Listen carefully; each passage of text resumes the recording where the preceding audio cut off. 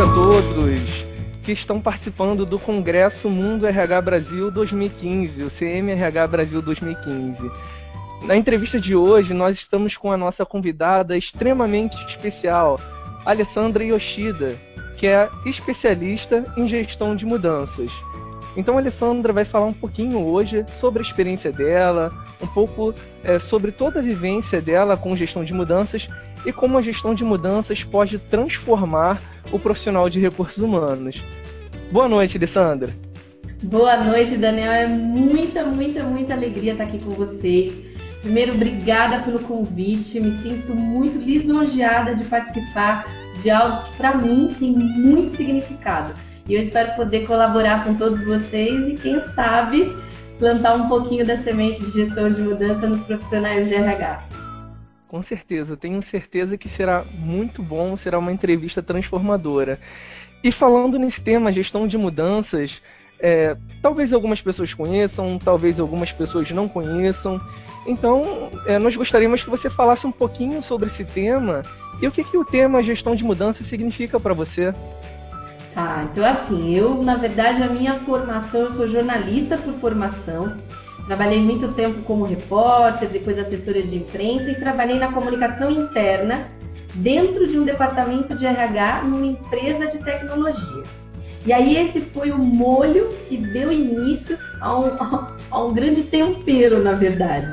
Porque eu consegui aliar toda a parte de comunicação, mais a experiência tendo vivido dentro de um RH, com esse chamado para gestão de mudança. Eu acabei entrando na gestão de mudança pela área de tecnologia da informação, em projetos de implementação de ERP. Mas depois, Daniel, para ir para planejamento estratégico, mudança de cultura, foi assim meio que um pulo. Porque as empresas que me chamam, na verdade, elas chamam para fazer um trabalho que tem muito a ver com recursos humanos, mas que por conta da demanda excessiva dos seus próprios departamentos, eles são obrigados a contratar esse trabalho fora. E basicamente o que é o trabalho de gestão de mudança? Ele tem um olhar humano para as pessoas que vão ser impactadas com alguma coisa que vai acontecer na empresa. Desde a implementação de um sistema, desde um projeto, desde a mudança física de uma localidade para outra, a abertura de um novo centro, ou a mudança até de foco na empresa, do planejamento estratégico. Antes era pautada para produtividade e, de repente, a direção quer agora a qualidade. Isso daí merece um olhar, merece um trabalho que é feito por esse gestor de mudança. Só que sempre quando eu entro nas empresas, pelo menos eu faço assim, não sei se todos os gestores de mudança fazem, eu procuro me aliar com esse profissional de RH, porque eu entendo que toda a bagagem que eu tenho é importante, mas o olhar do RH da empresa é o que vai me nortear para fazer o melhor, não só para a empresa, mas principalmente para os profissionais que lá vivem, trabalham e que querem realmente fazer o melhor para o produto, para o serviço. Então é bem assim. Entendi. E você falou sobre gestão de mudanças, entrar realmente nas empresas. E como normalmente acontece essa sua entrada? As pessoas elas costumam entender muito bem o que está acontecendo. Enfim, algumas pessoas, naturalmente falando, possuem um medo da mudança. Enfim, fala um pouquinho dos desafios que um gestor de mudanças encontra quando ele entra nas empresas para, de fato, trabalhar com a cultura, com os procedimentos, enfim, para gerar as mudanças que a empresa precisa.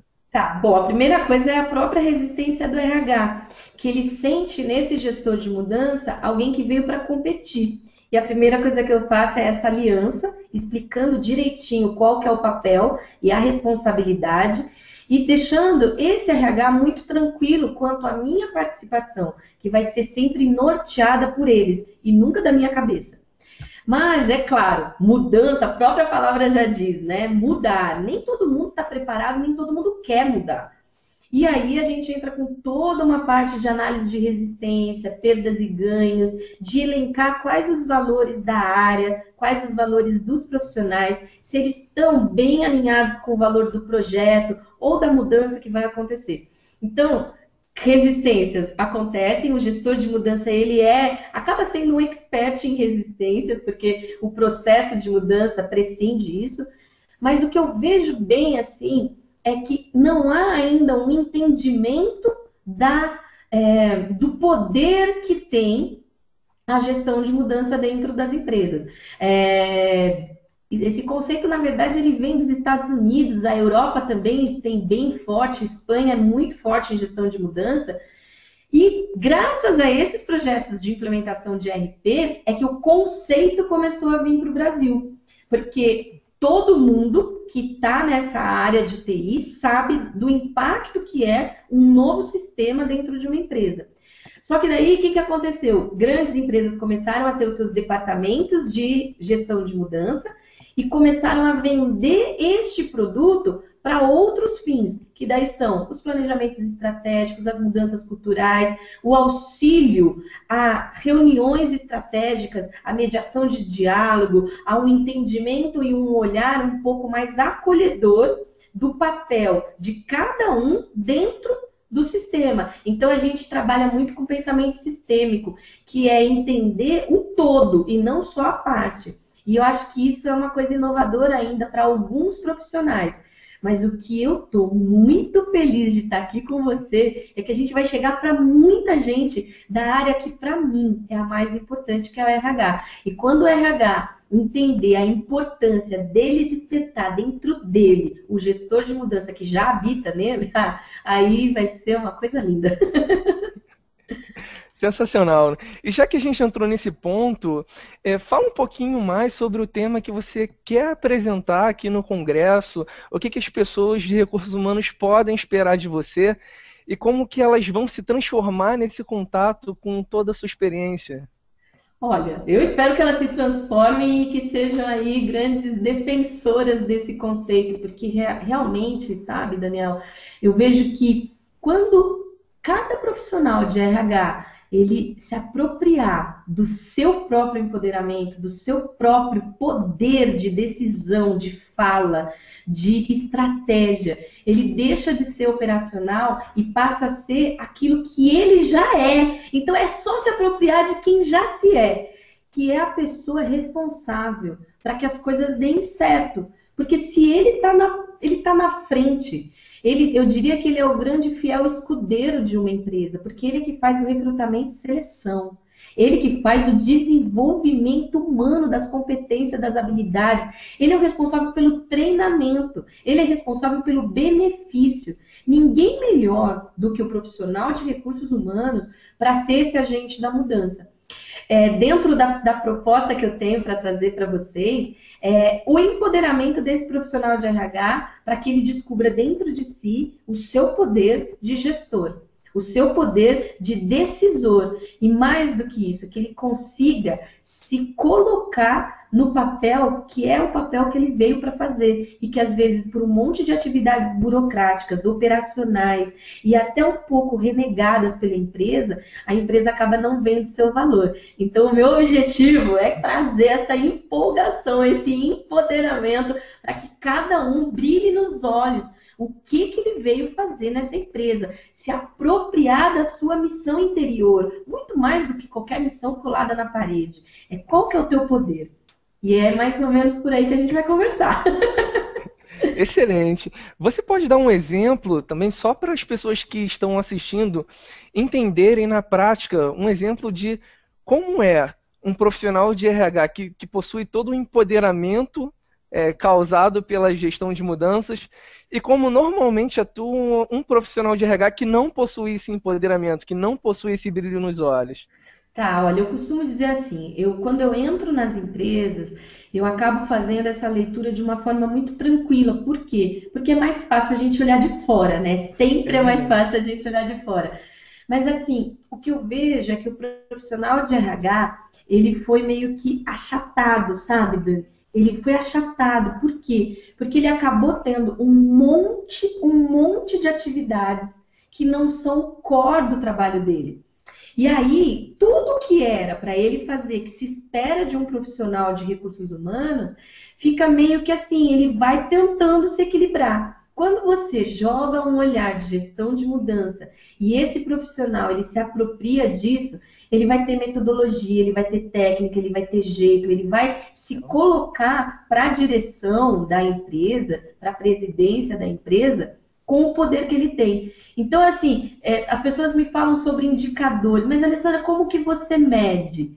Né? Eu brinco que brilho nos olhos não se mede, né? Ou se tem ou não se tem. Mas o que eu vejo é que depois que a gestão de mudança passa pelas empresas, o RH ele consegue perceber que com menos esforço e menos desgaste, ele consegue ter um resultado muito maior.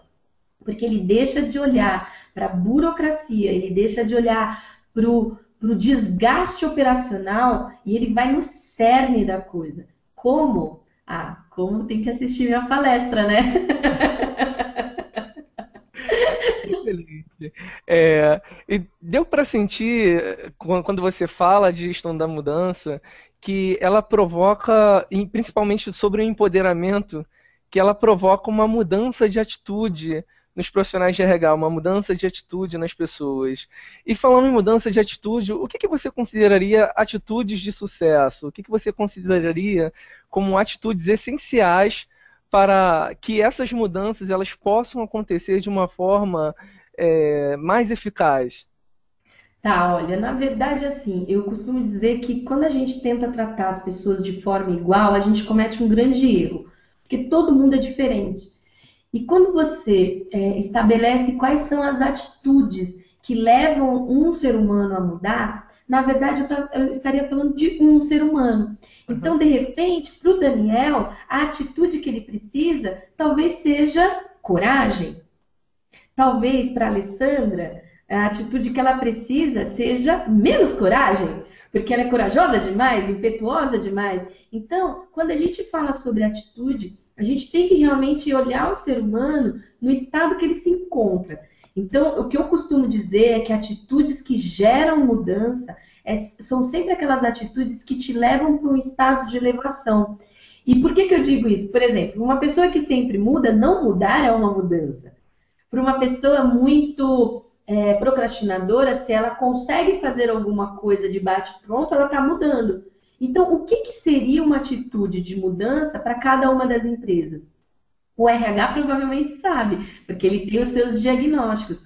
Mas, em linhas gerais, é tudo aquilo que te faz passar para um outro nível, para uma elevação mesmo. Mas dentro das suas competências. Não adianta eu comparar a Alessandra com o Daniel, porque a gente não tem a mesma bagagem, a gente não tem a mesma vivência, a gente não tem as mesmas dificuldades. Então seria injusto eu colocar um rol de 5 grandes atitudes, porque para mim e para você elas iam repercutir totalmente diferentes. De repente você faz, sei lá, deixa eu ver uma atitude, você tem que ser mais altruísta. Eu tô falando com a pessoa mais altruísta do mundo. Eu já sou egoísta, se você bota altruísmo lá, eu vou me ferrar, né? Eu já tô ruim, já deu meleca. Então, eu acho que é isso. A gente não colocar uma lista, mas sim buscar dentro de cada colaborador, de cada profissional, de cada análise do seu job description, de cada análise do seu perfil comportamental, de cada análise dos seus feedbacks gerenciais, o que cada profissional pode mudar dentro de si para estar alinhado com o que a empresa precisa. Porque, de repente, você é o melhor profissional, mas você é péssimo para aquela empresa. Porque você está indo de acordo com os seus valores, mas eles são totalmente distantes dos valores da empresa. Então, infelizmente, uma pessoa boa não serve para aquele lugar. E tudo bem. Imagina eu trabalhando no BOP. Não ia dar certo, não é?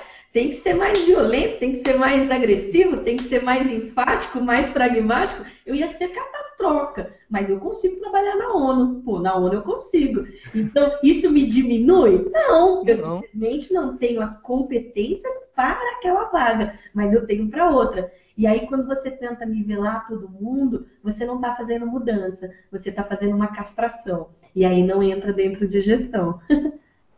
É verdade. E eu senti você falando que existe um respeito muito grande da individualidade, né? Das características de cada pessoa. Enfim, cada ser é único mesmo, né? Cada ser é especial, enfim. É exatamente isso. E quando você trata as questões da empresa com um olhar de gestão de mudança, colocando luz nisso, é quase como uma magia, sabe? A magia acontece, porque realmente você não está colocando a coisa goela abaixo, mas você como um profissional de gestão de mudança, você como um profissional de recursos humanos com olhar de gestão de mudança, você consegue analisar e ver o que é bom para o coletivo, mas antes de ser bom para o coletivo, para o individual. Porque você não consegue pôr uma regra única e todo mundo sair feliz, é impossível. Mas você também não consegue agradar todo mundo. Então, como é que você baliza isso? É trazendo à tona esse gestor aí, que a gente vai falar mais na palestra. Sensacional. E você pode trazer para a gente um dia que tenha sido inesquecível para você na sua atuação como gestora de mudanças? Ai, olha, eu digo para você que eu gosto muito do que eu faço. Mas assim, muito. Eu falaria de gestão de mudança por horas e horas. E aí, elencar dentro de tudo que eu já fiz. Dentro da área corporativa são 12 anos, dentro do individual, que eu faço gestão de mudança de vida, no 1 a 1, né? No atendimento individual, usando técnicas de coach, de jogos cooperativos, de crenças. São 3 anos já, e aí eu fico pensando, né? Se eu falar de um, vou. Mas Você pode olha, citar vários, então. obrigada. Conforme você for lembrando, você pode ir falando, não tem Não, mas problema. olha, eu acho que assim, cada cliente meu, quando chega na minha frente, e ele tá num embate, ele tá numa dúvida, ele tá numa confusão, e aí a gente começa a jogar uma luzinha e ele vai ressignificando o seu próprio processo. Ele vai olhando com um olhar mais amoroso aquilo que aconteceu, que trouxe ele até aquele momento e que ele consegue sair de lá para onde ele quer. É quase que um momento mágico. Eu consigo ver que está acontecendo. Nesse momento é o meu melhor momento. E aí, eu não tenho fome, eu não tenho sede, eu não tenho tosse, eu não tenho nada. É um envolvimento e uma sintonia tão grande que é aquela sensação do pertencimento daquele momento. É assim, eu e o meu cliente, a gente está tão dentro do processo dele que é meio que atingir o nirvana, sabe o santo grau? É uma coisa assim de que você vê desenrolando, você vê a pessoa saindo daquele processo de confusão, se apropriando da sua luz e trazendo à tona assim, agora vai. Então isso para mim é um momento único. E quando o cliente atinge, puxa, eu fico muito agradecida por ter escolhido o que eu escolhi. E um outro momento muito bom que eu vivi aí no mundo corporativo, vou falar um de cada, né? Melhor. Um momento muito bom que eu vivi no mundo corporativo foi quando eu peguei uma equipe de uma grande empresa de cosméticos e eles tinham um objetivo que era vender, vender, vender, vender, vender. Eles queriam vender, não tinha outra coisa na cabeça deles. Porque a empresa era muito agressiva na área de vendas. E aí foi descoberto que essa venda não estava trazendo tanto retorno porque a qualidade da entrega não estava ok. Então a empresa parou tudo e falou assim, agora a gente não vai mais vender, vender, vender. Agora é produção com qualidade. Aí a qualidade, qualidade, qualidade. E como você muda? Como que você muda a cabeça desses profissionais rapidamente para que eles se adaptem ao novo formato e eles percam um pouco daquela competitividade de vender, vender? E aí eu fiz um trabalho com eles de 5 dias, foram 3 dias de entrevistas individuais, de 1 em 1 hora, alguém diferente sentava na minha frente, e 2 dias de imersão. E na hora da catarse, eu acho que o meu barato, Daniel, é o momento da catarse do outro. É quando você vê assim, sabe, os olhinhos assim, fez sentido. E aí é quando a mudança está acontecendo. Assim, se eu pudesse fotografar, seria lindo, né? Mas eu fotografo com os olhos e guardo aqui no coração, porque realmente é um momento lindo, lindo, lindo, lindo. É um momento único, eu tenho É, certeza disso. Só de você falar dá para sentir realmente que é algo marcante, algo único, né? E com relação aos processos que você já fez, né? Você falou um pouquinho dos momentos que marcaram você. E com relação ao reconhecimento das pessoas que foram transformadas, né? Pessoas e empresas que foram transformadas por você. Tem algum tipo de reconhecimento que você tenha recebido, alguma frase que alguém tenha dito para você, que tenha sido marcante, que você ficou muito feliz por ter recebido esse feedback com relação ao seu trabalho? olha, eu gosto muito das pessoas que começam resistentes. Eu sou uma pessoa movida a desafio, né? Acho que já deu para perceber. E sabe gente que começa descrente? Ai, adoro. Sabe gente que olha para você e fala, ah, esse negócio não vai dar certo. E eu tive uma pessoa, né, ao longo aí desses 12 anos que era totalmente descrente, ele não acreditava no poder da gestão de mudança, ele achava desnecessário. Para falar a verdade, criou-se até uma coisa de um pouco pessoal. Ele falava, nossa, eu não acredito, ai, tem que ficar dando trela para isso, né? E, na verdade, durante o projeto, ele foi a pessoa mais transformada. E aí, no último dia do projeto, eu sempre faço aquela coisa, né, de vou dar tchau, aí ou tem um café da manhã, ou tem um happy hour, sempre a gente faz um encerramento assim. Aí ele chegou, me abraçou e falou assim, achei que esse negócio não ia dar certo, mas pela primeira vez eu fiquei muito feliz de estar errado sobre alguma coisa.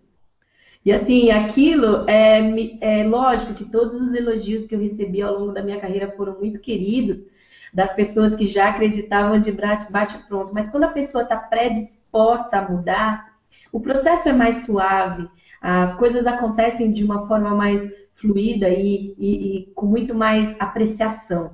Agora, quando a pessoa está muito resistente e durante o processo ela consegue ver valor naquilo, porque mudou ela internamente para ela poder fazer a mudança externamente, aí é o maior reconhecimento, com certeza. Sensacional. E tenho certeza que essas pessoas, ao terminarem o processo, ficaram inspiradas, né, e passaram a admirar você mais ainda devido a esse trabalho. Falando em admiração, falando em inspiração, quais seriam as pessoas que te inspiram para que você possa desenvolver esse trabalho, para que você continue estudando, estudando e se dedicando a encarar desafios cada vez maiores e fazer com que cada um desses desafios sejam entregues com sucesso? Tá, então eu vou começar falando aí sobre essa admiração. Na verdade, eu falo que quanto menos me admirarem e quanto mais admirarem o processo que aconteceu nelas, eu tô bem, eu tô mais feliz. Então, assim, eu nunca não, né? Eu procuro não deixar que seja transferido para mim. Porque, na verdade, eu funciono como um canal. Eu gosto quando a pessoa entende que o processo foi dela, a transformação foi dela. E isso, para mim, é o grande barato. É quando a pessoa se apropria e ela meio que até esquece que eu tô lá. Porque ela sentiu, aí deu certo. Porque enquanto a pessoa ainda acha que o processo é por minha causa ou precisa de mim, ainda tem aquela relação de dependência e de não confiança plena. Então eu gosto quando a pessoa já sai sozinha e já sabe que pode fazer aquilo. Mas dentro do meu processo, né, as pessoas que eu admiro, assim, eu gosto muito de um neurobiólogo que ele é um, na verdade ele se intitula um biólogo cultural. O nome dele é Humberto Maturana, não sei se você conhece.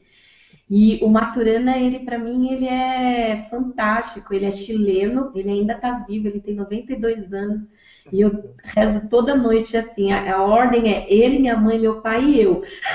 Esse moço não pode morrer tão cedo, porque eu ainda quero fazer um curso com ele. E ele é genial, né? Lógico, é uma brincadeira, todo o legado dele já está aí para ser totalmente degustado. Ele me inspira muito, muito mesmo, assim, na área de desenvolvimento humano.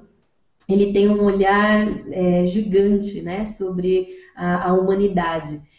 Ah, e eu tenho uma pessoa que eu me guio que está tão próxima próxima de mim, que a minha avó, ela já partiu, mas ela quando eu era criança, eu tinha 4, 5 anos, ela me ensinou o conceito de gestão de mudança. E é o grande ensinamento. E sabe, Daniel, agora você falando isso, a gente, às vezes, a gente se inspira em pessoas muito fora da gente, né? A gente, às vezes, procura inspirações em livros, em filósofos, em mestres e mentores. E eu acredito muito que se a gente olhar para a nossa história, os maiores mestres já passaram e já deixaram alguma coisa. E eu gosto muito do Moreno, que é o pai do psicodrama, Jacob Moreno, e ele tem um trecho muito legal de um poema dele, que é: quando eu me olho com os seus olhos, eu me encontro em mim. Porque é exatamente isso, quando você está no encontro com a outra pessoa e você consegue atingir o nível de se ver pelos olhos do outro, que é o olhar da admiração que você fez a pergunta, é a hora que você se reconhece. Então, acho que eu deixo aqui até uma provocação.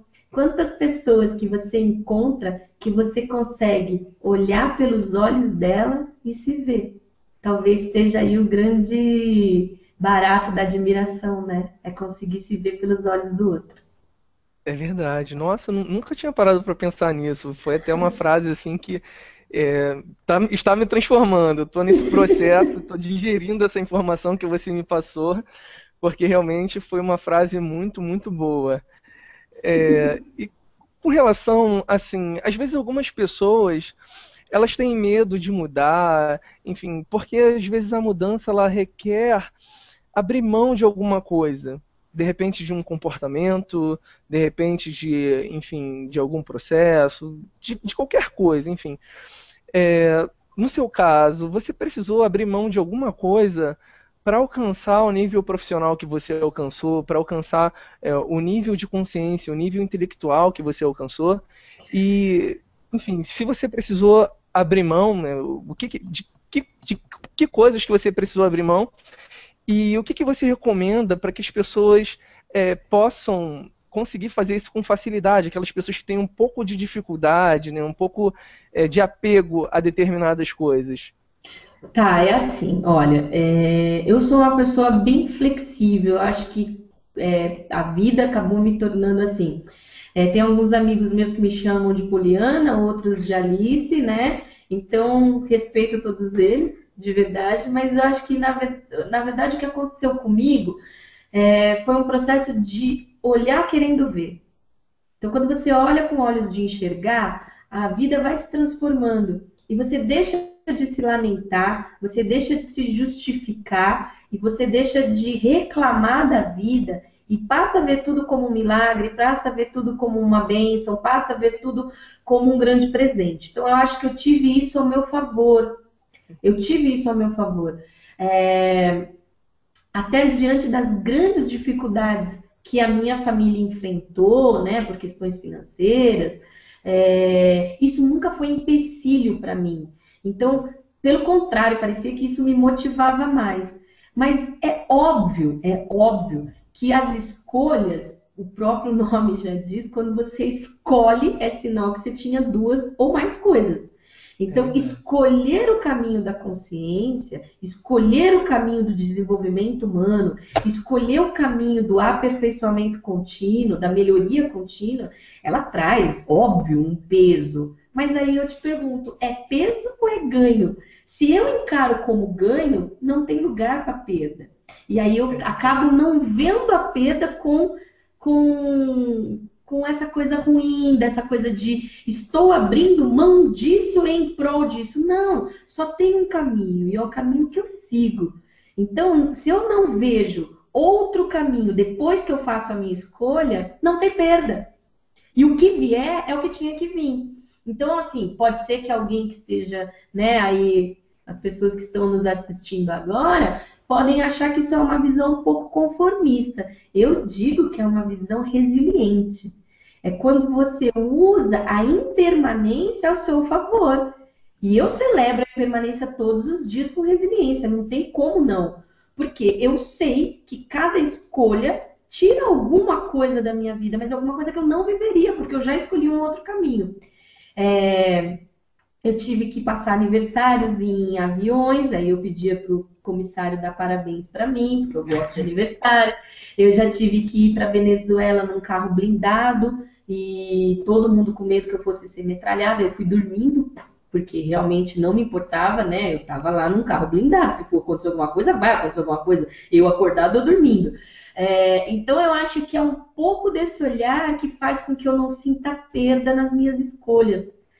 Mas para quem é resistente, abrir mão, mudar, é sempre algo onde você acha que você perde. E quando eu falo com as pessoas, eu falo mudar é ganhar algo que você ainda não tem. Quem gosta de novidade, quem gosta do novo, quem gosta do desafio, está mais preparado. Para os resistentes, para os apegados, o que eu costumo dizer lembra de algum momento da sua vida que algo novo aconteceu, que você achava que ia ser ruim e que você se surpreendeu positivamente. Isso pode ser desde mudar o gosto do sabor lá do sorvete que você come toda vez, né? Experimenta um pistache, né? Por que não? Sai do trivial simples morango e chocolate. Pode ser caminhar por uma rua diferente para ir para o trabalho, pode ser se abrir para uma nova experiência amorosa, pode ser mudar de trabalho. Então, assim, o quanto que cada um tem o seu limite, mas o quanto que cada um também pode ir expandindo o seu limite sem o medo da perda, mas contando com um ganho muito maior. Pode dar errado? Pode. Mas ficar no mesmo lugar também pode dar bem errado. Então é só um convite que eu faço. É verdade, sensacional.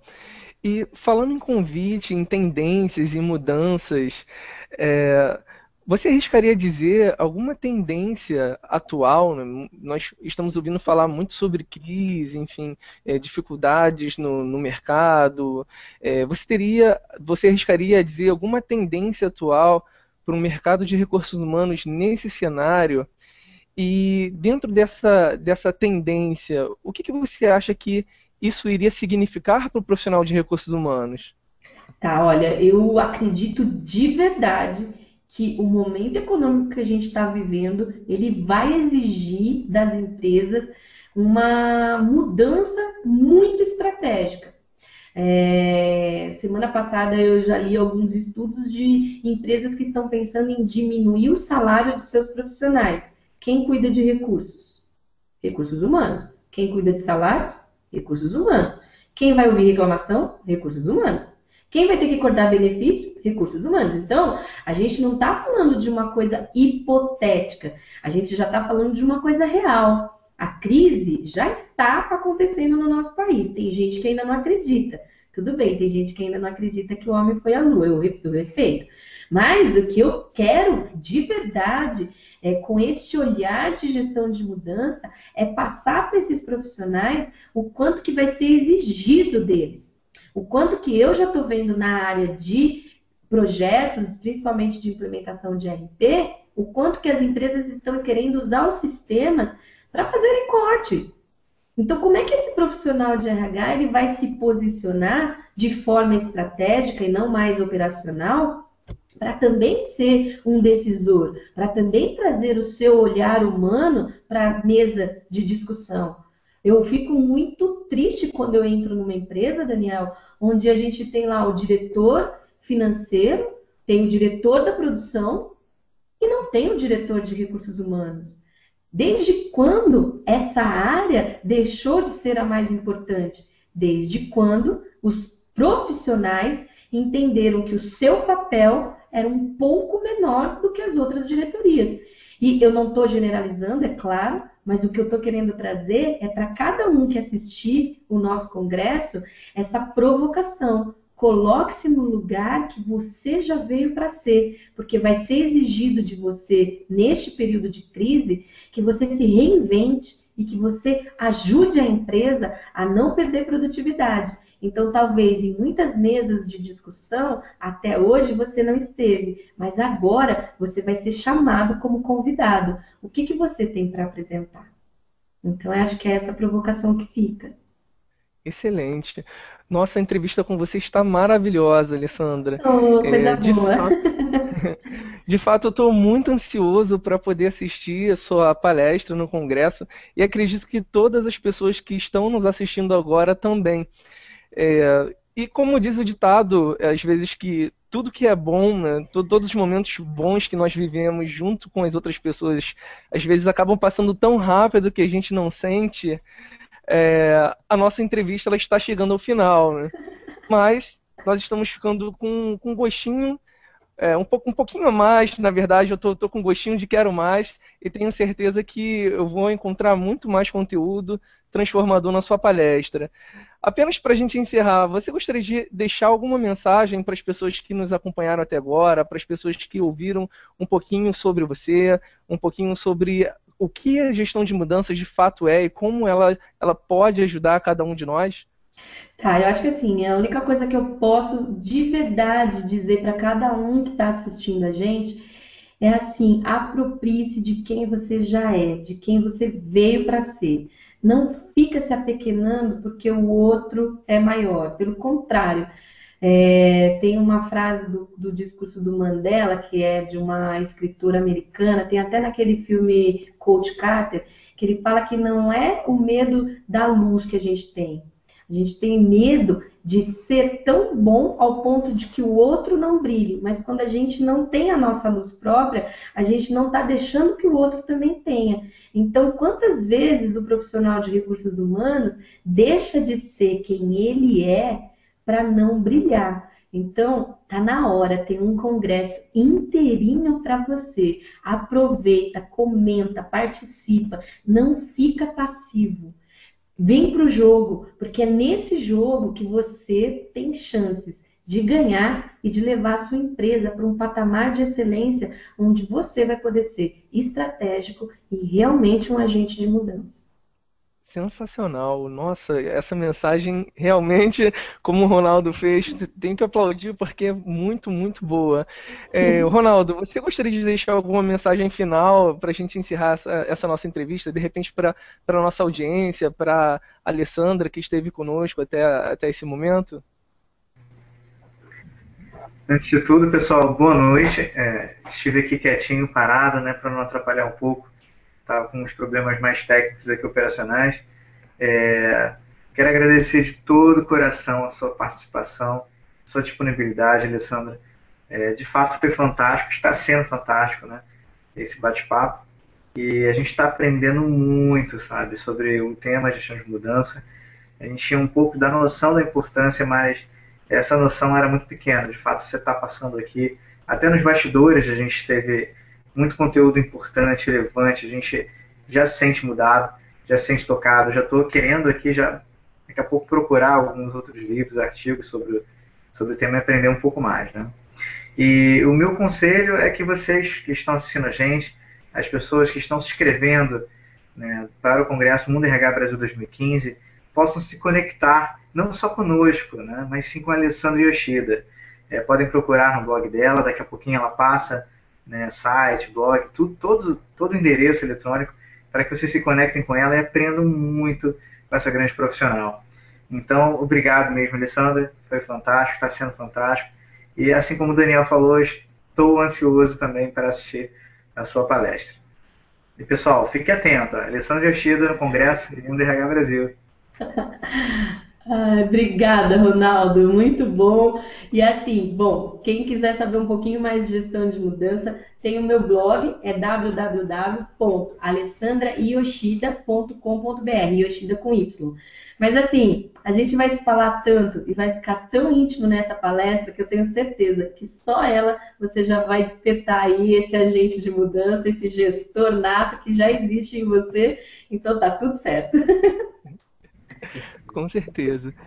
Então, pessoal, muito obrigado por estarem conosco até esse momento. Fiquem atentos ao site do Congresso Mundo RH, aos nossos e-mails, a nossa chamada e em breve você irá saber exatamente o dia e o horário que nós iremos exibir a palestra da Alessandra, ok? Muito obrigado a todos e um grande abraço. Grande abraço.